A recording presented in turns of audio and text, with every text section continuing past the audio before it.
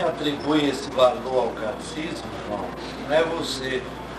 Quem atribui esse valor ao catecismo da Igreja Católica é o próprio pastor supremo desta mesma igreja, o Santo Padre, o Papa João Paulo II, que ofereceu o catecismo da Igreja Católica depois de 6 anos, longos anos de estudo, de pesquisa, de consulta, de oração e de meditação aos bispos do mundo inteiro. E ele oferece esse texto como uma referência, e uma referência muito segura e autêntica para o ensino da doutrina católica. E talvez o que esteja acontecendo seja uma má compreensão do fato de que o Papa disse que esse texto do catecismo é uma referência para que se possam fazer outros catecismos locais, porque esse é para toda a igreja, é para a igreja universal. Agora, dependendo das culturas e das regiões, o catecismo pode ser adaptado à cultura, mas não no seu conteúdo. É bom isso. O Papa tem um cuidado muito grande de dizer que esse catecismo foi feito exatamente para dar a razão da nossa esperança, como pede o primeiro Papa, São Pedro, na primeira carta dele, no capítulo 3, versículo 15. E depois, foi feito o catecismo para todo aquele que quer conhecer o que a Igreja Católica crê. De tal forma que tudo que tem no catecismo, nós temos que abraçar. E abraçar com fé e com espírito de submissão. Porque recentemente saiu um documento agora do Papa, mandando colocar mais um parágrafo no cano 734 do Código de Direito Canônico, e onde ele mostrando que aquele ensinamento universal da Igreja Católica, o magistério ordinário e universal, quer dizer, aquilo que o Papa e os bispos nas suas dioceses no mundo inteiro pregam, nós estamos agora obrigados a crer, sob pena de receber algumas sanções. Então acaba de ser feita essa reformulação do Código de Direito Canônico. De tal forma que o catecismo da Igreja Católica não perdeu absolutamente nada do seu valor e da sua referência. Agora, a referência dá para se fazer até outros catecismos. E o Papa tem a preocupação de dizer que os mesmos catecismos que serão feitos com base nesse catecismo têm que ter o cuidado de não prejudicarem a unidade da fé e a fidelidade à doutrina católica exposta neste catecismo. Quer dizer, não é que vai se criar agora um catecismo que seja diferente do catecismo da Igreja Católica que ele ofereceu para nós conhecermos melhor a fé católica. Então, quem for elaborar um outro catecismo terá, diante desse texto original, o referencial. E o Papa disse, vocês podem fazer, contanto que não se afastem e ao contrário, mas que conservem a unidade da fé e a fidelidade à doutrina da Igreja. De tal forma que seria uma tremenda aberração nós podemos pensar que o catecismo está se desatualizando. Olha, a verdade, ela é objetiva. A verdade não se regateia. A verdade não depende da maioria, não depende do voto.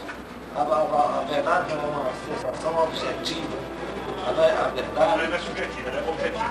Claro, ela é uma verdade objetiva. Ela não é... Fora do homem, fora do homem. Exatamente. Ela existe independentemente de eu aceitar ou não aceitar. Então, aqui o depósito da fé, que o Papa tenta apresentar numa linguagem mais acessível, não é que tenha havido uma mudança no conteúdo da fé. O conteúdo é o mesmíssimo. Apenas a linguagem, essa roupagem da fé é que é apresentada para os povos e as culturas de acordo com a situação de cada um deles. Mas não alterando o seu conteúdo, mas apenas desdobrando naquela linguagem que aquela cultura seja mais capaz de compreender e de entender. Então, o catecismo foi nos dado exatamente com o fim de servir de texto seguro e autêntico para a nossa fé. E quem quiser conhecer o que a Igreja Católica crê, então pode ficar tranquilo e seguro com esse catecismo da Igreja Católica. e ele continua com toda a sua validade, com todo o seu favor, né, de sustentar e confirmar a fé de todos os discípulos do Senhor Jesus. Muito obrigado, padre. A nossa segunda perguntinha, padre, inclusive nós tivemos ontem na missa de celebração lá do Dom Antônio, e ouvimos por 2 vezes ele falar, por exemplo, que nós, igreja, aguardamos a segunda vinda do Senhor. E teve uma outra passagem que ele fala quando o Senhor voltar com os seus santos, Nossa Senhora e os santos anjos. Então, a pergunta se desdobra em 2. Primeiro, você tem como certo na sua fé e também como oficial da igreja, que a igreja crê em anjos, crê em anjos. E segundo, se a igreja acredita na segunda vinda de Jesus.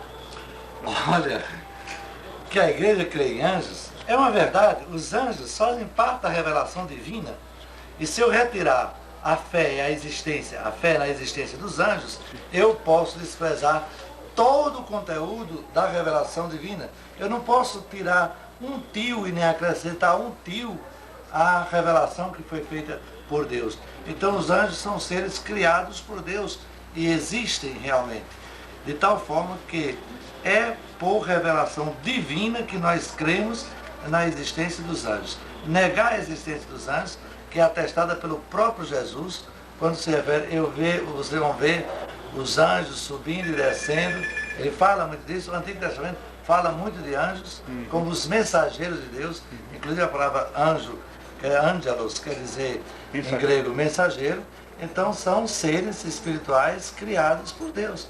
Então eles existem e a igreja jamais poderia negar a existência da fé sob pena de trair o próprio depósito da fé e a revelação divina.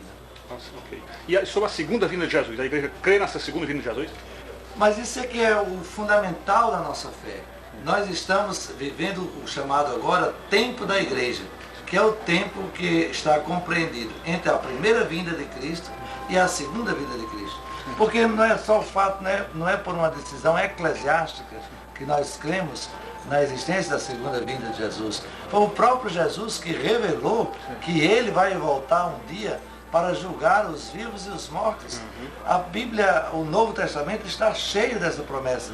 E até que os primeiros cristãos estavam esperando assim para muito breve. Era tão forte esse anúncio da parousia, que até eles pensavam que estava tão próximo que muitos não queriam nem trabalhar, como foi no caso da comunidade de Tessalônica, que deixaram até de trabalhar, que não adiantava mais nada, está já chegando. Então, porque é muito firme essa convicção. A igreja vive essa expectativa.